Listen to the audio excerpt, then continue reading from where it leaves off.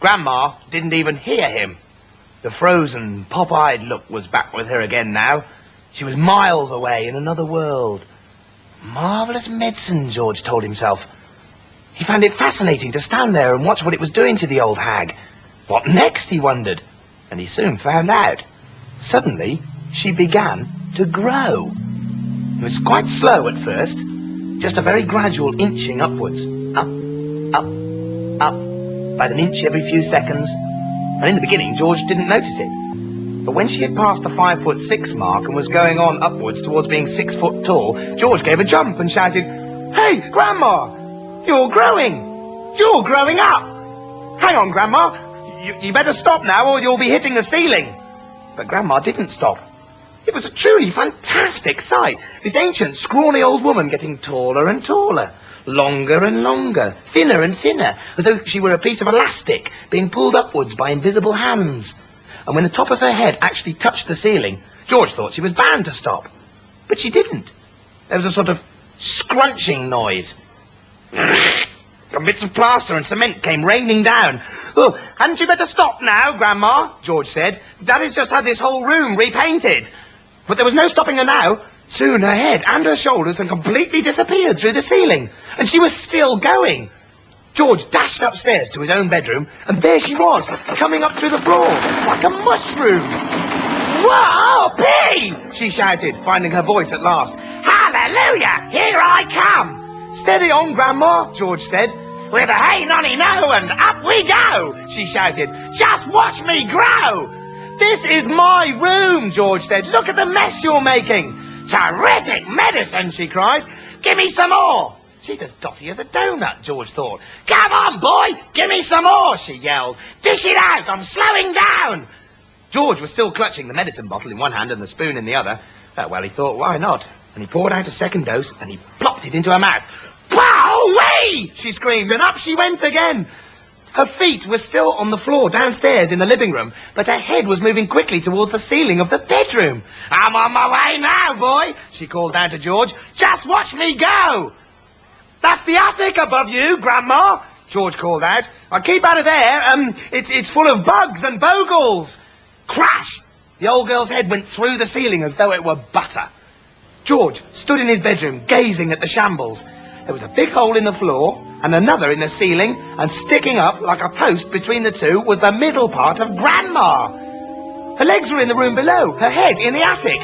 "I'm still going," came the old screechy voice from up above. "Give me another dose, my boy, and let's go through the roof." "No, Grandma, no," George called back. "You're busting up the whole house." "To heck with the house," she shouted. "I want some fresh air. I haven't been outside for 20 years. By golly, she is going through the roof, George told himself. He ran downstairs, he rushed out of the back door into the yard. It'd be simply awful, he thought, if she bashed up the roof as well. His father would be furious, and he, George, would get the blame. He'd made the medicine. He'd given her too much. "Don't come through the roof, Grandma," prayed George. "Please, don't." George stood in the farmyard, looking up at the roof. There was no sign of Grandma. Whew! The old Wurzels got stuck in the attic, George thought. Thank goodness for that. But then, very slowly, like some weird monster rising up from the deep, Grandma's head came through the roof. Then her scrawny neck, and the tops of her shoulders. "How am I doing, boy?" she shouted. "How's about that for a bash-up?" "Don't you think you'd better stop now, Grandma?" George called out. "I have stopped," she answered. "I feel terrific. Didn't I tell you I had magic powers? Didn't I warn you I had wizardry in the tips of my fingers? But you wouldn't listen to your old Grandma." "You didn't do it, Grandma," George shouted back to her. "I did it. I made you a new medicine." "A new medicine?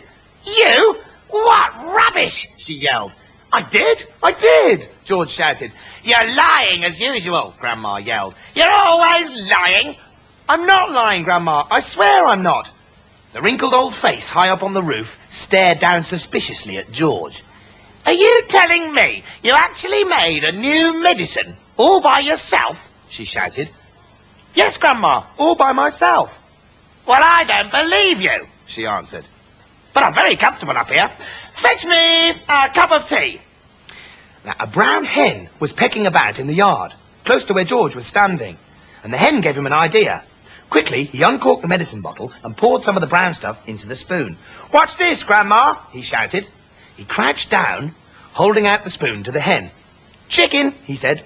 Chicken. Come here, have some of this." Chickens are stupid birds and very greedy. They think everything is food. This one thought the spoon was full of corn. It hopped over and looked at the spoon. "Come on, chicken," George said. "Good chicken. Chick. And the brown hen stretched out its neck towards the spoon and went peck. It got a beak full of medicine. The effect was electric. "Ah!" shrieked the hen and shot straight up in the air like a rocket. It went as high as the house. Then down it came again into the yard, splosh. And there it sat with its feathers all sticking out straight from its